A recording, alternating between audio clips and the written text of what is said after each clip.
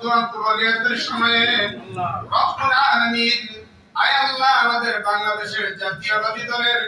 কেন্দ্রীয় নেতৃবৃন্দদেরকে নিয়ে রব্বুল আলামিন বিশেষ করে শিলমান্দি ইউনিয়নের সকল অঙ্গ সংগঠনের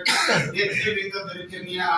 রব্বুল আলামিন পর্দার অন্তরাল মা বোনদেরকে নিয়ে শতধারী ফাতেমা বাবার বসে সমতল মুরব্বীদেরকে নিয়ে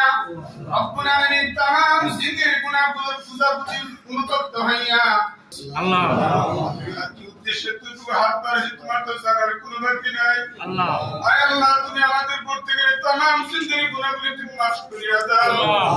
মাবুদ জীবনের জানিয়া না জানিয়া সগীরা কবিরা জাহিরি বাতিনি শিরকি বিদাতি চেউলি চেদল গুনাহ করিস আল্লাহ সকল গুনাহ পতলিতপ্ত হইয়া তোমার দরবারে দুই হাত বাড়াইস তুমি আমাদের প্রত্যেকের तमाम জিকির গুনাহগুলো তুমি মাফ করিয়া দাও আয় আল্লাহ বিশেষ করে